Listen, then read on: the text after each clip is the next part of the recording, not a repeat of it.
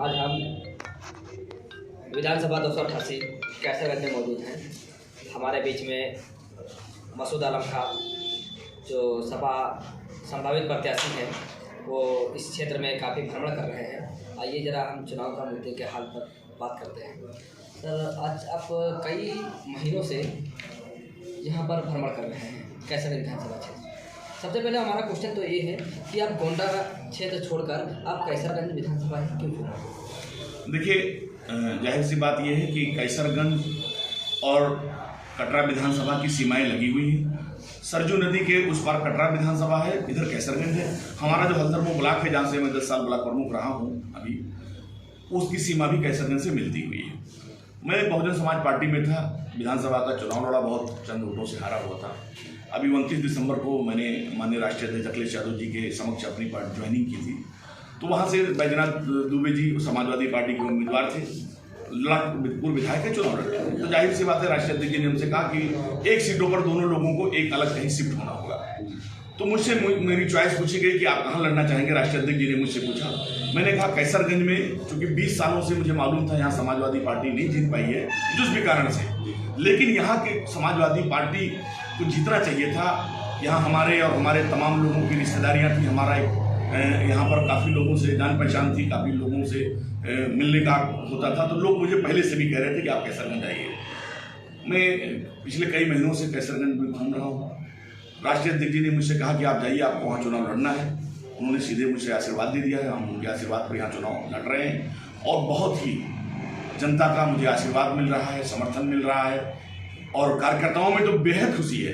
क्योंकि कार्यकर्ता 20 साल से समाजवादी पार्टी यहाँ से नहीं जीती थी, इस बार समाजवादी पार्टी कार्यकर्ताओं को लग रहा है कि ये निश्चित तौर पर यहाँ पर समाजवादी पार्टी जीत जाएगी। तो कार्यकर्ता भी खुश हैं, जनता भी खुश है और मैं भी खुश हूँ। तो क्या यहाँ पर पिछले कई दिन से 15 सालों से लगभग यहाँ पर 20 सालों से यादव जी मतलब यहाँ टिकट पाते हैं, तो क्या आपकी क्या संभावना है यहाँ टिकट आप पाएंगे? देखिए, टिकट के लिए खाली औपचारिकता है, जिस दिन घोषणा होगी। हम तो माननीय राष्ट्रीय अध्यक्ष जी के निर्देश पे आए हैं। उन्होंने कहा कि आइए, आपके यहाँ से जीत के आइए। तो जब उनकी इतनी बात मेरे लिए बहुत है, माननीय अखिलेश यादव जी ने मुझसे ये कहा कि जाइए कैसरगंज जीत कर आइए, तो अब जाहिर सी बात यह है कि टिकट तो उन्हीं को देना है। तो उन्होंने कह दिया कि आप जाइए जीत कर आइए। तो अब सिर्फ एक औपचारिकता है, जब लिस्ट जारी होगी मेरा नाम जारी हो जाएगा और सभी लोगों का, हर वर्ग हर समाज का मुझे समर्थन है। और मैं तो एक समाज सेवी आदमी हूँ। मैंने पहले भी आपसे बताया कि हम तो राजनीति को एक समाज सेवा के उद्देश्य से कर रहे हैं। और मैंने अपने जनपद गोंडा में भाईचारगी का मिसाल कायम किया, हिंदू मुसलमान एकता का मिसाल कायम किया है। 41 भी मैं कह रहा था कि 41 किलोमीटर सड़क 2011 में कर्नलगंज से पृथ्वीनाथ मंदिर तक अपने हिंदू भाइयों के कजरी 30 कंवरियों भाइयों के लिए मैंने मरम्मत कराई है। 41 किलोमीटर किसी से झाड़ू लगवाने के नेता से कह दीजिए तो उसको पसीने आ जाएंगे। हम तो वो अभी कोरोना काल गया है, 15,000 परिवारों को, हिंदू मुसलमान सब समाज के लोगों को मैंने गोंडा जनपद में राशन सामग्री बांटी है। मैंने यहाँ भी कहा है कि यहाँ का अगर जनता मुझे विधायक के रूप में सेवा करने का मौका देती है तो सरकारी स्तर पर जितने भी काम हो सकेंगे उनके लिए, सड़क, पुल, पुलिया, अस्पताल, जितना कुछ हो सकेगा, मैं एक मेहनती और कर्मठ आदमी हूँ, मैं उनके लिए करूँगा। लेकिन व्यक्तिगत तौर पर भी इस समाजवादी पार्टी का चुनाव कार्यालय बन गया है, यहाँ से कोई निराश नहीं जाएगा। 100 शादियाँ हिंदू मुसलमान गरीब परिवारों की, सर्व समाज की बेटियों की मैं अपने निजी खर्चे से, निजी पैसे से हर वर्ष इस कैसरगंज का कराने का काम करूंगा। इस बात का मैंने घोषणा की है। बहुत अच्छे, हमारी शुभकामनाएं हैं कि आप विधानसभा चुनाव यहाँ का जीते। लेकिन हमारा एक क्वेश्चन ये उठ रहा है कि अगर विधानसभा चुनाव आप जीत रहे हैं तो यहाँ की जनता को आपके कोई फरियाद लेकर अगर आना है तो क्या गोंडा जनपद में आना पड़ेगा उसको? मैं चुनाव के तुरंत बाद यहाँ पर मकान बनाएंगे, यहाँ पर हम रहेंगे। और मैंने कहा कि अभी तो ये कार्यालय, सबसे पहले देख रहे हैं कि मैंने चुनाव कार्यालय खोला हुआ है, किसी को गोंडा नहीं जाना होगा।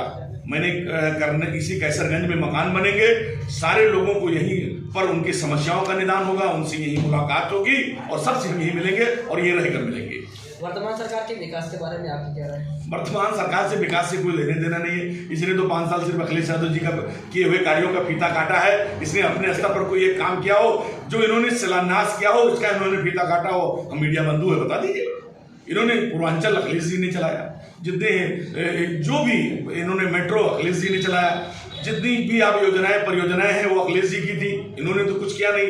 इन्होंने तो सिर्फ वादे किए 15 लाख देंगे, 2 करोड़ रोजगार देंगे, किसानों की आय दोगुनी करेंगे, ये तो नहीं किया। 400 का गैस 1000 में कर दिया, 60 रुपये का कड़वा तेल जो सरसों का तेल था 250 में कर दिया, 60 रुपये का डीजल और पेट्रोल 100 रुपये में कर दिया, 50 किलो की खाद की बोरी 45 किलो कर दी। इतने किया है, यही इनकी उपलब्धता है, इससे ज़्यादा कुछ नहीं है। हाल ही में अभी वर्तमान सरकार 25 दिसंबर को 1 करोड़ छात्र छात्राओं को टैबलेट और स्मार्टफोन दिया है। इस संबंध में आप क्या कहेंगे? उनके बढ़ावा देखिए, ये तो चुनाव आया है तब दिए हैं। हमारे माननीय अखिलेश यादव जी ने चुनाव के तुरंत बाद दिया था, और इनसे कहीं ज़्यादा तादाद में हमारी सरकार हमेशा छात्र और नौजवानों का ख्याल रखती है। इनसे कहीं ज़्यादा तादाद में आने वाली सरकार में टैबलेट, मोबाइल और लोगों को लैपटॉप मिलेंगे। दैनिक भास्कर चैनल के माध्यम से आपको बहुत बहुत शुभकामनाएं। धन्यवाद। बहुत धन्यवाद।